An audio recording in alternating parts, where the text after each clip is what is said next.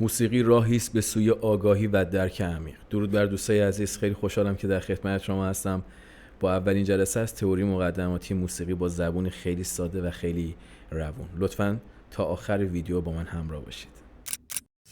خب دوستان، همونطور که میبینید من توی تصویر یک تاریخچه خیلی کوتاهی در مورد تئوری موسیقی براتون آماده کردم که اون رو میخونم، هر جا اگر لازم باشه توضیحات رو اضافه میکنم. در قرون وسطا در کلیساها راهب‌هایی بودند که آوازهای مذهبی رو می‌خوندن، اما چون این نغمه‌ها فقط شفاهی منتقل می‌شد کم کم تغییر می‌کردن و دقتشون از بین می‌رفت.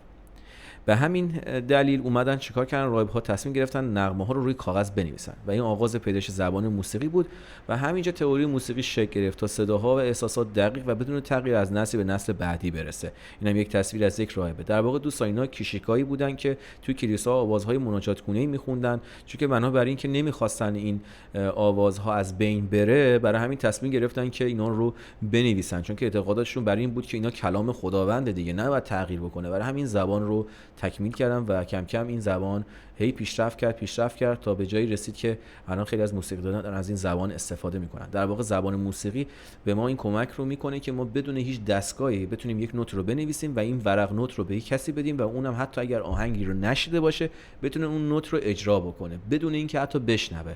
این مثلا میشه زبان موسیقی. الفبای موسیقی هر زبانی هم نیاز به الفبای خودش داره که موسیقی هم الفباش میشه A B C D E F G که در واقع دو تا اسم دارن هر کدوم از اینا. مثلا A رو بهش لا هم میگن که شما باید اینو حفظ کنید، مثلا به B C میگن که میشه لا سی دو ر می فا سل که به بالایی‌ها میگن حروف الفبایی، به پایین‌ها میگن هجایی. یعنی زمانی که شما مثلا A رو مینویسید وقتی میخواید تلفظ کنید باید لا تلفظ بکنید. در موسیقی هم ما فقط همین 7 صدا رو نداریم، در واقع نوت ها دوباره هی به همین شکل تکرار میشن که این عمل تکرار شونده رو بهش میگن اکتاو. اکتاو هم به زبان لاتین همون معنی 8 رو میده. در موسیقی اکتاو فاصله ای است بین یک نوت و تکرار همان نوت در زیر یا بم بودن آن صدا. مثلا اگر یک نوت دو داشته باشیم، وقتی به نوت دو بعدی برسیم که صدای آن دقیقاً 2 برابر فرکانس قبلیش است بهش میگن اکتاو. حالا فرکانس چیه؟ پایینتر بهتون میگم. به زبان ساده تر اکتاو یعنی رفتن از یک نوت تا تکرار همان نوت ولی در سطح بالاتر یا پایینتر، یعنی صدا زیرترش یا 8 تا بریم عقبتر صدا چی بشه؟ بمتر بشه. یعنی در واقع هر چقدر این عدد کمتر میشه از نظر فرکانسی صدا بمتره، چون که فرکانسش کنتره. مثلا صداهای بم فرکانسشون کمتر از نظر عددی نسبت به نوت‌های زیر. حالا اینجا یک نمونه از نوت اکتاو رو براتون نوشتم، مثلا A B C D E F G یا همون لا سی دو ر می فا سول و لا. ببینید لا دقیقاً در نوت هشتم تکرار شده. چند اکتاو در موسیقی داریم؟ در موسیقی رایج بیشترین محدوده‌ای که استفاده میشه حدود 7 اکتاو هستش. همانند پیانو در سازهای مانند گیتار که محدوده صدا حدوداً 3 تا 3.5 اکتاوه. توی گیتار 3 تا 3.5 اکتاو داریم، ولی در پیانو تا 7 اکتاو صدا داریم که زیرترین صدای پیانو 4186 سیک بر ثانیه است و برترین صدای پیانو 27 سیک بر ثانیه است که پایینتر میگیم. مثلا اینجا نگاه کنید، الان A تا A بعدی اکتاو شد، دوباره از این A تا A بعدی دوباره یه اکتاو دیگه میشه که الان من روی ساز براتون اینو اجرا میکنم. ببینید، نگاه کنید، من الان نوت اول رو میزنم، مثلا لا.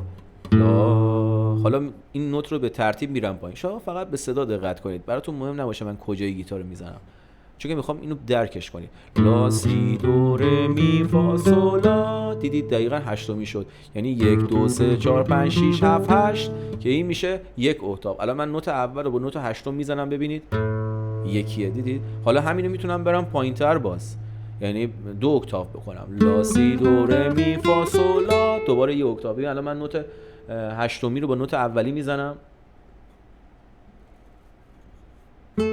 میبینید یکی هستش. پس داستان اکتاو به این شکله.